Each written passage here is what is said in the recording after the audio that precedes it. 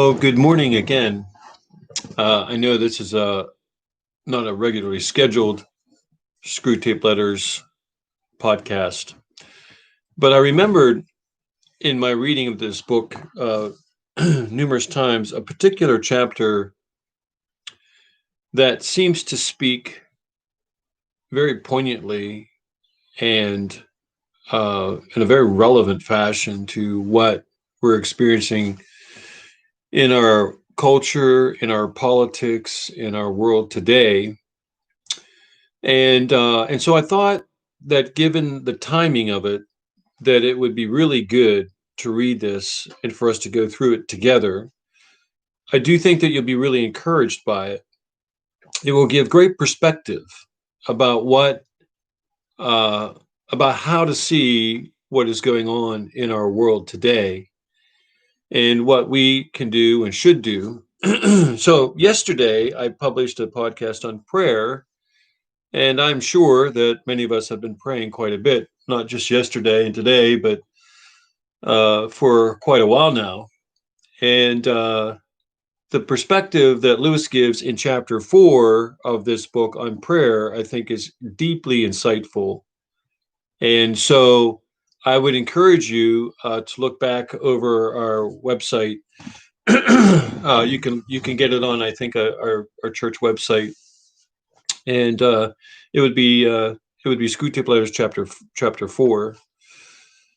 So before I get to chapter 4, I just want to remind us all again of the background of this particular book. Excuse me, I got a little bit of a frog that I think you might find to be helpful. So the first thing I want to say is, remember, this is a book that's about where Lewis is writing a fictional account of how a senior devil might mentor a junior devil in the art of temptation.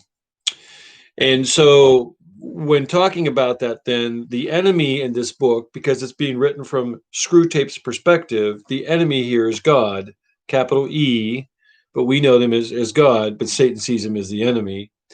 And then the actor involved, the subject involved here, is referred to as the patient, and he is the person that they are trying to tempt away from the Christian faith and to disaffect uh, in a very disastrous sort of way.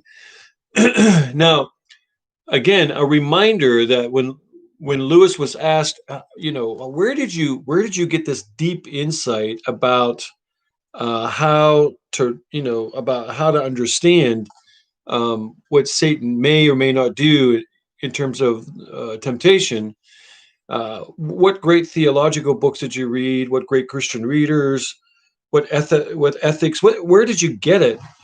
And Lewis simply says, "Look, I just looked at my own life. I just looked at how I lived my life as a Christian, and that was what informed me about how Satan might in fact be working, because Lewis, is just being intellectually honest, and I think that we could all be that way as well. Having said all that, then the other thing that we need to add to this, and particularly as you read chapter 6 here, is that, remember, Lewis fought in World War I, and Lewis lived through the bombing of Britain in World War II. And the ominous danger of the Nazis just a few miles across the English Channel was always present. So he and the English people had every reason to fear that something horrible might happen to them and to their country. And so Lewis is writing out of this context. He's writing out of the context of having been a soldier in World War I. He's writing out of the context of now living in Great Britain during World War II. And so any of the perspectives that he offers here, I think he takes directly from his life, which is unlike many of us, right? Because for many of us, we still live in the world of theory when it comes to some of these things, when it comes to the vastness of them, or the largeness of them. For Lewis, Great Britain could have been blotted off the face of the earth during his lifetime. And everyone that he knew and loved, everything that he loved to do, could have been annihilated. And so, uh, Lewis is writing from that perspective here, right? It's very real. It's very palpable to him as he writes this particular chapter, or as he lived those experiences and then wrote this chapter some years later. So this is chapter 6, and if you have your book, I'd encourage you to follow along. I will have 2 passages of scripture to read to you that I think will help give some perspective to this as well. So it begins. My dear Wormwood, I am delighted to hear that your patient's age and profession make it possible, but by no means certain, that he will be called up for military service. Lewis knew what that felt like.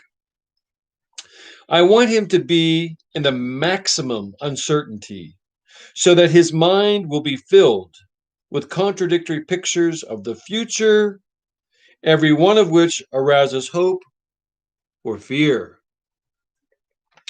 How is that not true of us? How is that not true of what we've been experiencing, right? Looking into the future and having these conflicting thoughts of both fear and hope. And so he says, I want him to be, this patient, I want him to be in the maximum uncertainty so that his mind will be filled with contradictory pictures of the future, every one of which arouses hope and fear. There is nothing like suspense and anxiety for barricading a human's mind against the enemy. Did you hear that? There is nothing like suspense and anxiety for barricading a human's mind against the enemy. This whole chapter, almost every sentence is just full. It's so dense with meaning. Isn't that true? Isn't it true that when we have a lot of fear about what may or may not happen, about hopes that we have or fears that we have, how those things can barricade our mind, that those things become so big, so important, that we begin to lose sight of Christ himself and his work and his presence in our life. He wants men, this is God, he wants men to be concerned with what they do. Our business, says Screwtape, is to keep them thinking about what will happen to them. I mean, do you see the contrast here? God wants men to be concerned with what they do. How are we supposed to act? What is our heart supposed to be? Our business, says Satan, is to keep them thinking about what will happen to them.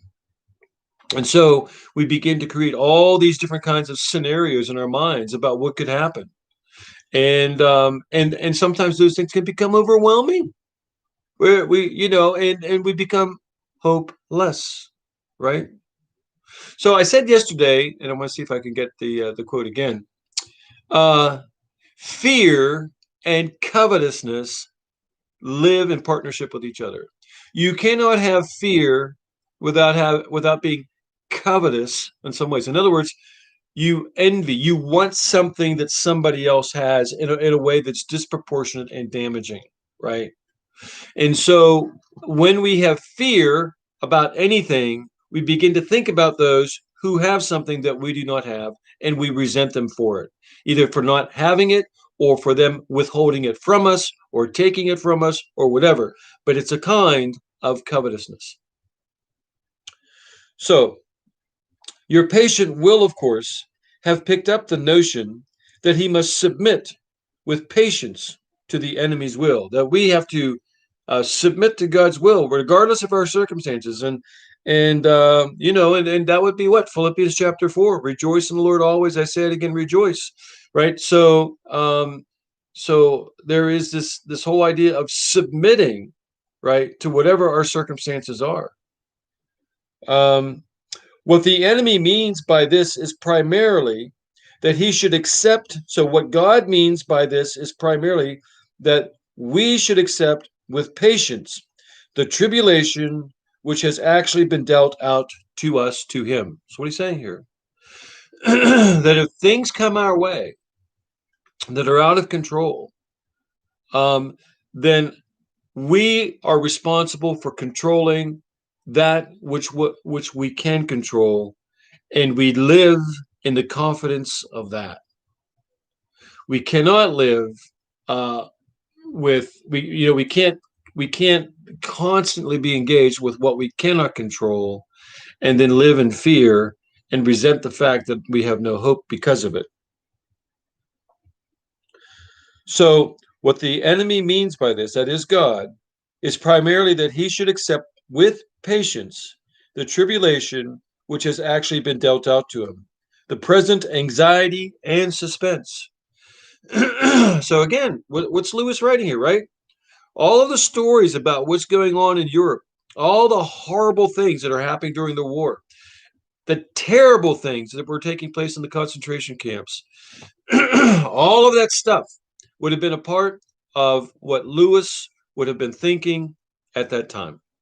And so he would know something about what it means to face a tribulation, something that he cannot control, but that he has to figure out how to live faithfully in. And, it's easy to be faithful when things are going well, right? Well, sort of. Oftentimes when things are going really well, we're not faithful at all, right? We just ride it. And that's when we get lazy in our faith. But tribulation and difficulty are the things that sharpen our faith. And they are oftentimes what enable the light that we have inside of us to shine even more brightly when the darkness around us intensifies. And that's so much of the dynamics that Lewis is alluding to here in this particular text. It is about this that he has to say, the patient has to say, thy will be done. And for the daily task of bearing this, that the daily bread will be provided. So it's a simple faith in many respects. It's the Lord's Prayer. Give us this day, right? Our daily bread. And so, and so, and so, Lewis here kind of reduces things in a very simple fashion. At the end of the day, um, are we being faithful with the circumstances that are before us, even though those circumstances might be unpleasant, even though they might be a tribulation? Lewis knew what he was talking about there. He said and wrote none of this very lightly, I'm sure. It is your business to see that the patient never thinks of the present fear as his appointed cross. It is your business to see that the patient never thinks of the present fear, whatever he's afraid of, whatever tribulation's happening, as his appointed cross, but only of the things that he is afraid of. So instead of saying, okay, it looks like people are losing their minds in our world today, and how can I live faithfully within the context of that, as opposed to what are those people going to do to me? What are they going to take?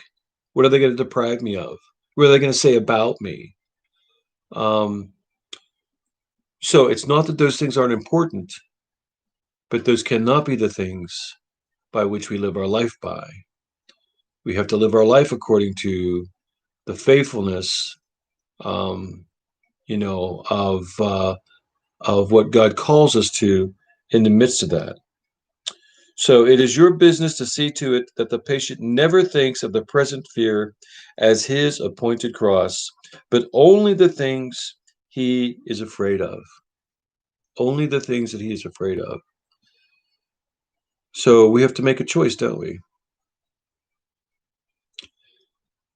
Will we take up our cross, our appointed cross, in whatever circumstances we find ourselves in, immediately or locally or nationally? And will we live that cross? Will we carry that cross? Or will we organize our whole lives around what we are afraid of? It's not that those things aren't aren't legitimate in terms of fear. It's not that those things aren't important. It's not that we don't factor them in. It's simply that we cannot live according to our fear. So we have to see what Lewis is saying is the thing that we are most afraid of, or things that we are most afraid of, that they may in fact really be our appointed cross, our way to die to Christ, die to ourselves, and live for Christ. That's what he's saying here. Let him regard them as his crosses.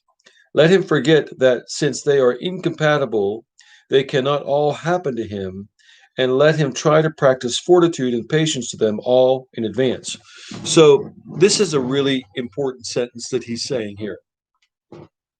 It is your business to see to it that the patient never thinks of the present fear as his appointed cross, but only of the things he is afraid of. Let him regard these things that he's afraid of as his cross. So there's a difference here, right? Our fears cannot be our cross, right? Our circumstances that God has put us in, that's our cross. But whatever perceived fears that we have, they cannot be crosses. They are a poor substitute of the cross of Christ. Let him regard them as his crosses. Let him forget that since they are incompatible, they cannot all happen to him. So this is a key thing.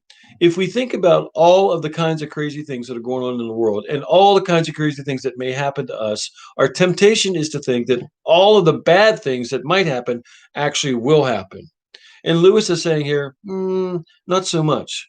Some of those things might happen. One or two of those bad things might happen, but they in all probability, because they're incompatible with each other, they probably won't happen. And so what people tend to do then is that they tend to take all of the possible fears of things that could happen, and they live in fear of all of those things, when in reality it may be two of the five, three of the seven kinds of things that could happen, because there are some of the fears that we have are incompatible. You can't always have this thing's going to happen to you if this thing prevents this other bad thing from happening, because that's what it's like in life, right? So for real resignation at the same moment. Oh, let me just finish this though. Um, they can all happen to him, and let him try to practice fortitude, that is strength, and patience to them all in advance. So, you know,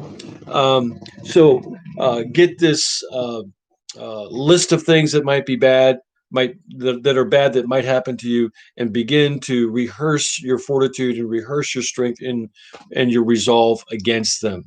Again, when you do that, then you forget the cross that you're supposed to pick up and follow Jesus with. So, what we're really organizing our life around are things that really haven't happened yet. They could, probably not all, some, but when we do that, then those things, that becomes our cross, rather than the cross of living faithfully in relationship to all of those things. For real resignation at the same moment to a dozen different and hypothetical fates is almost impossible. For real resignation at the same moment to a dozen different hypothetical fates is almost impossible. It is impossible to resign ourselves to all of these possible fates that might happen, especially if many of those fates that might happen are incompatible with each other. But that's what Satan does. And that's the kind of deception that he creates in our life. So, perspective and praying for wisdom and God's illumination so that we can see things as they really are within the light of Christ is what's crucial here.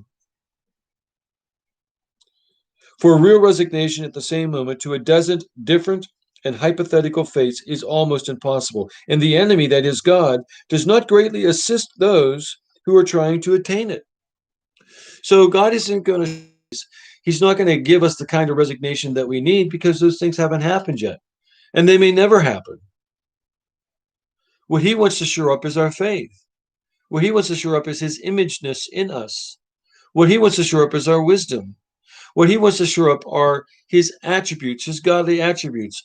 What he wants to shore up are the the fruit of the Holy Spirit, all of those kinds of things. That's what God wants to shore up, so that whatever happens out there, we are facing it with Christ imageness in us.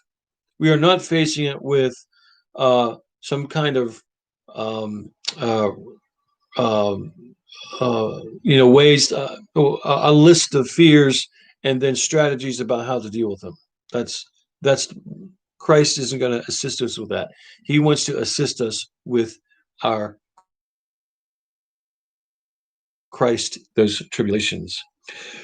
Resignation to present and actual suffering, even when that suffering consists of fear, is far easier and is usually helped by this direct action. So, resignation to present and actual suffering, even where that suffering consists of fear, is far easier. And so there's a kind, when you think of the word resignation here, you can think of also the word hopelessness. Hopelessness. And Christ doesn't call us to hopelessness, right? An important spiritual law here is involved. I have explained that you can weaken his prayers by diverting his attention from the enemy himself to his own states of mind about the enemy. We talked about that in chapter 4. On the other hand, fear becomes easier to master when the patient's mind is diverted from the thing feared to the fear itself, considered as a present and undesirable state of his own mind. And when he regards the fear as his appointed cross, he will inevitably think of it as a state of mind. Here again, as he did in chapter 4, excuse me, so he's doing here.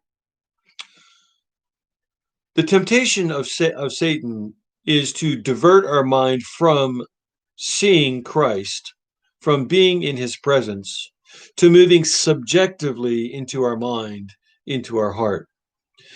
So that, and then whatever we have moved to subjectively, seeing that as the primary thing that needs our attention, as the primary thing that needs to inform us. So I want to read this again, because he says, an important spiritual law here is involved. Fear becomes easier to master when the patient's mind is diverted from the thing feared to the fear itself. So it's the emotion fear. And sometimes we substitute the emotion of fear for the thing that we actually do fear. And because we have the emotion of fear, we mistake it for the thing itself. And so he says, when the patient's mind is diverted from the thing feared to the fear itself, considered as a present and undesirable state of his own mind, and when he regards the fear as his appointed cross. See, it's not the thing that's his appointed cross, right? It's his fear that becomes his appointed cross. It's the overwhelming emotion of fear itself. So I am afraid, therefore it's my cross. No, there's a thing out there that may be perfectly legitimate to be concerned about. And that we have to deal with that particular thing as faithful believers. And that's our cross. There's a difference between that and just having this emotion of fear that takes us over, and that we begin to see as the cross in our life itself. One can therefore formulate the general rule: in all activities of mind which favor our cause, that is Satan's cause, encourage the patient to be unself-conscious and to concentrate on the object. But in all activities favorable to the enemy, that is to God, bend his mind back on itself. So in all activities of mind which favor Satan's cause, encourage the patient to be unself-conscious and to concentrate on the object. And so whatever objects out there that are happening that we're afraid of, let let him be paralyzed by that, right? But in all activities, so whatever those activities are that are not favorable to God, let him see those things as the horrible things that they are. But in all activities favorable to God, bend his mind back on itself. So let him retreat in his mind, move his mind away from seeing, from having this surpassing vision of Christ and his presence and his work in his life, to moving his mind back in on himself, thinking about himself, his emotions, and all that kind of stuff. Let the insult or a woman's body so fix his attention outward that he does not now reflect, I am now entering into a state called anger, or into a state, so don't, or to a state called lust. So don't let him think reflectively about those things, that, those things. Don't let him think reflectively about those things that that are of Satan, but let him think very reflectively about things that are outside of himself that he cannot control, and allow that to cause fear in his life. Contrariwise, let the reflection, my feelings are now growing more devout or more charitable, so fix his attention inward that he no longer looks beyond himself to see our enemy, that is God, or his own neighbors. So let him become so self conscious, so self absorbed, that he cannot see God and he cannot see his neighbor. Um, and so that's what that's what Screwtape wants Wormwood to do with that kind of a temptation, is to get him to take those kinds of fears, um, and to think only about himself. As regards his more general attitude toward the war, you must not rely too much. And so Lewis here he transitions into something else, which I think is, again, very true of the larger picture of what is going on in our culture. I spend a tremendous amount of time reading the comment sections in major mainstream news sites. And I would have to say that the comment section, especially, but they're driven by the banners, by the headlines.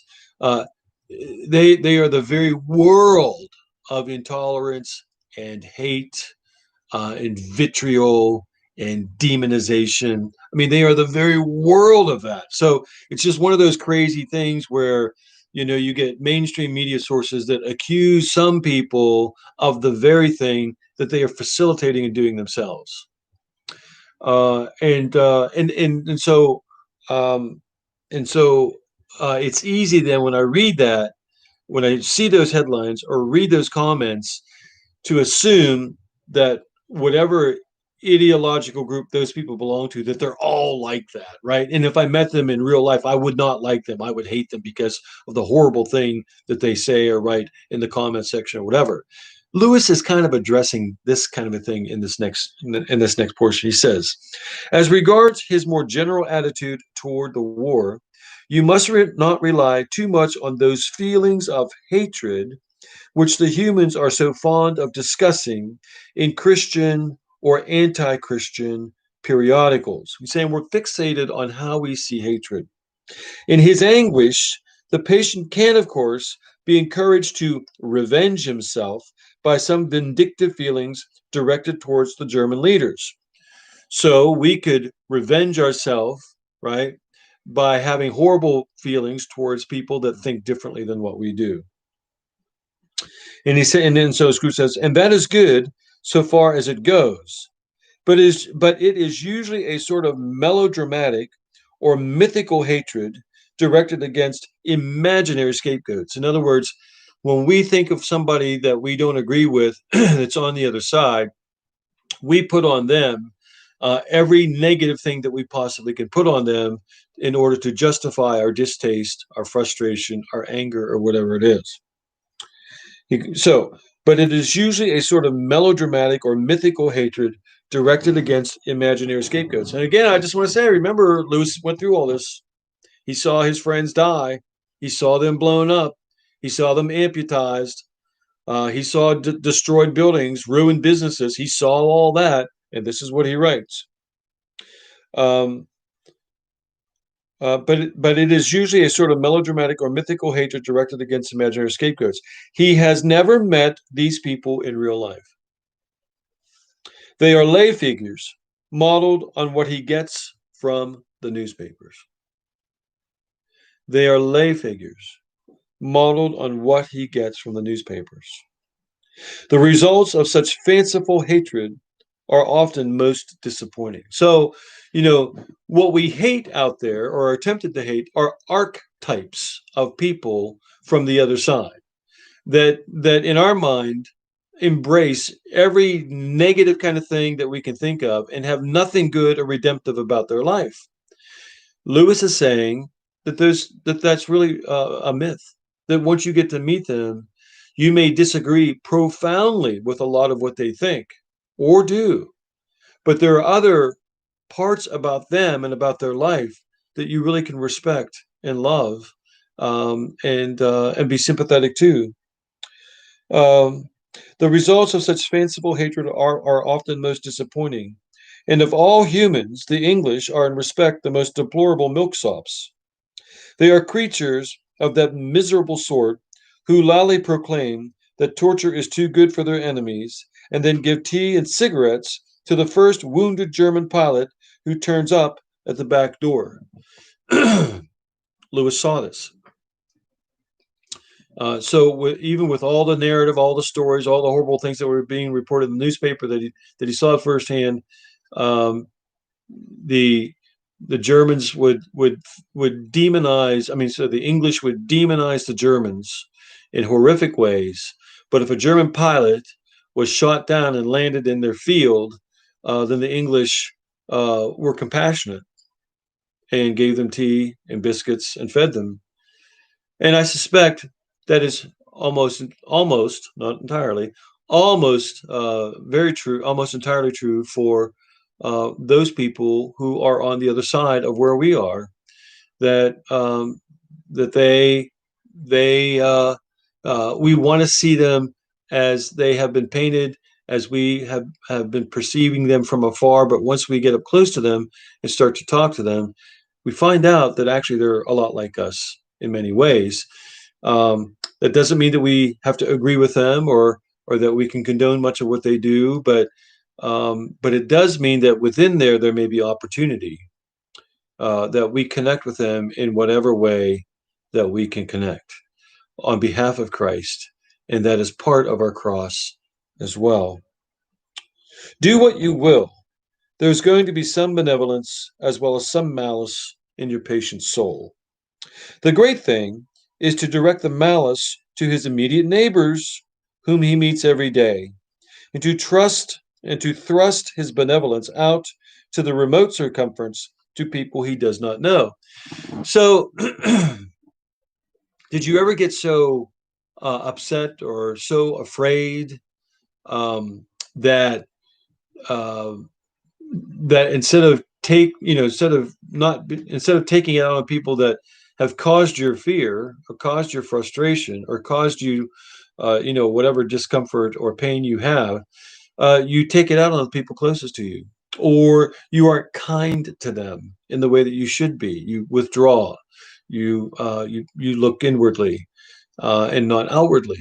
And so this is another thing that Screwtape is saying to do to this patient, is that um, allow him to be so consumed by his fear, um, that he doesn't have the ability or the desire uh, to attend to be kind to be loving towards the people who live next to him, who live in the same house. Let him be bitter. Let him be angry. Let him be resentful, and let him take it out on people who are closest to him. And then he says, um, uh, and it says, so the great thing is to direct the malice to his immediate neighbors, whom he meets every day. So, in essence, kind of treat your neighbors and your family like he thinks that the German pilot ought to be treated. and to thrust his benevolence, his kindness, his goodness out to the remote circumference to people he does not know. So, and then when you do that, you really don't see the fruit, right? I mean, not that you shouldn't care about people who live remotely. You should, but uh, try to diminish the patient's ability to see fruit from loving actions, from kindness, from goodness. The malice thus becomes wholly real, and the benevolence, this is why. Okay, so he's explaining why you want to do that. Be mean to people who are close to you, be kind to people you do not know who live way far away from you. This is why. The malice thus becomes wholly real. It's living in the people that you've just been mean to, and the benevolence largely imaginary. You never get to see the good things that you did for other people when they are far away. There is no good at all in inflaming his hatred of Germans if, at the same time, a pernicious habit of charity is growing up between him and his mother, his employer, and the man he meets in the train. So Screwtape is saying, look, you can get him to hate the German all you want, but in the end, he may never meet that German, right? But the people that he does meet and that he does live with, um, his mother, his employer, the man he meets on the train, our friends, whatever, um, if he learns how to be even more kind, even more sacrificial, even more loving to them, despite the fact that you have this horrible thing that may happen to you, that says something. That's powerful. That's how the cross works, right? So, so we may never meet a lot of those people out there that think very differently than us, that attack us, that um, that get on to us, in that way. That we may never meet those people, but we're always around people that um, that we live with, that are our neighbors, that we work with, and so even with the ominousness of some horrible things that might happen, that's even more reason to be kind and good and loving and sacrificial to people that live near us and with us and that we know, and those kinds of things. So it kind of deeply insightful. Then he goes on to say, think of your man as a series of concentric circles, his will being the innermost, his intellect coming next, and finally his fantasy. You can hardly hope at once to exclude from all the circles everything that smells of the enemy that is God. But you must keep shoving all the virtues outward till they are finally located in the circle of fantasy, and all the desirable qualities inward into the will. Get this, right? So take all of the virtues, the good things that we ought to be and do, and move them out into the world of fantasy where we think we actually are these things, but we are not. And take all the virtues that we know we need to attend to, all the fruits of the Holy Spirit, and move them into our will, but don't allow them to manifest themselves in our lives. So because we want these things, we then begin to believe we have these things. And there's a difference. And that's what Lewis is saying here. It is only insofar that they reach the will and are there embodied in habits that the virtues are really fatal to us. Get this. It is only so far as they reach the will, the virtues, the fruits of the Spirit, and are embodied in habits, how we live our lives, how we relate to people, our spouses, and our children, our neighbors, and the people that we work with, that the virtues are really fatal. So if the virtues exist in our mind, in our will, but not out in our life, then they really don't exist. And they don't really impact, they are not really a countermeasure to the temptation, to the work of the enemy, that is Satan himself. I don't, of course, mean what the patient mistakes for his will, the conscious fume and fret of resolutions and clenched teeth, but the real center, what the enemy calls his heart. That's where these things have to live. All sorts of virtues painted in the fantasy or approved by the intellect, or even in some measure loved and admired, will not keep a man from our Father's house. Indeed, they may make him more amusing when he gets there. So let me just say this again. All sorts of virtues painted in the fantasy, whatever virtues, whatever fruits of spirit we think we have, painted in that furthest concentric circle, fantasy, or approved by in the intellect, like, oh, I know these things are important, or even in some measure loved and admired, like these are really good. These are wonderful things to have. But they will not keep our man, he says, from hell itself. Just because they live, right, in the world of fantasy, the fruits of the spirit, virtues, just because they live, just because we may like them or admire them, etc., doesn't sanctify us. It doesn't fix us. It doesn't keep us from hell. Just because they are there in our fantasy world, just because we understand them intellectually, just because we may even respect them and admire them, none of that changes us, right? And it's the change over into the image of Christ that keeps us from hell. And so he goes on to say, there are some people basically who um, who want to practice virtue or the fruits of the spirit in their fantasy world. They may have a fine intellectual understanding of those things. They may even respect them and love them, but uh, but that doesn't mean that they are saved from hell. But in fact, it may make them more amusing when they do get to hell, because then those people say, "Well, I thought I was this, I thought I did that, but in reality, there was no evidence of it." So, three things here. Then, just to go back over this. Remember that that well, I just want to reread this. We want him to be in the maximum uncertainty so that his mind will be filled with contradictory pictures of the future, every one of which arouses hope and fear. There is nothing like suspense and anxiety for barricading a human's mind against the enemy. So the first thing is, we cannot allow fear to barricade our minds from God. If that happens, then we really have a different we have another idol in our life. First thing. The second thing um, is that we cannot allow our fear to become our appointed cross. Whatever tribulations, whatever difficulties that we find ourselves in, that may be our cross.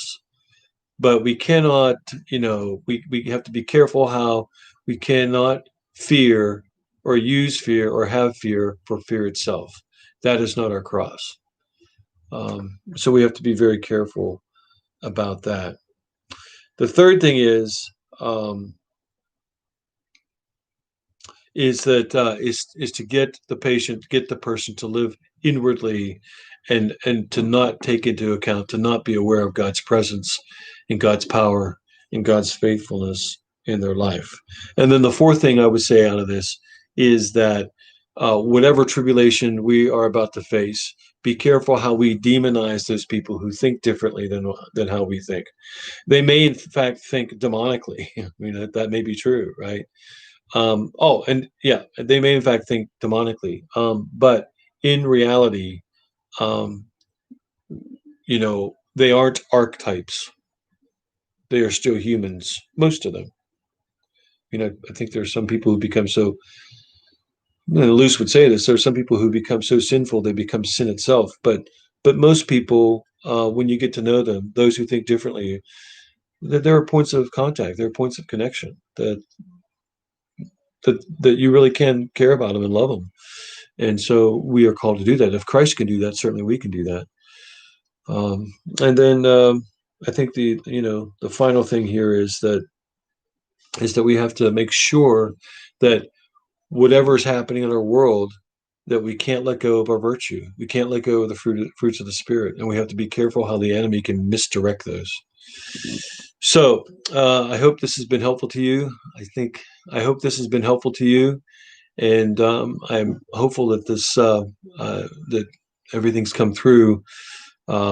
If not, but hey, look, I think that this chapter is so important. Share it, tell people about it. I think the perspectives, the insight here is phenomenal. I think it's unbelievably relevant to our time. And for those who are believers, I'm hopeful that it will be something that will encourage all of us and bring much needed perspective and hope to our lives. So I'm just going to reference for you the scripture. I won't read it, but I would encourage you to read Matthew 6:25 through 34, Matthew 6:25 through 34, and then 1 John 16 through 21. 1 John 16 through 21. So if you have anything that you want to say that's encouraging, please say it here, because other people, when you get on here, they'll read it, and it'll be encouraging to them. And then please share this video.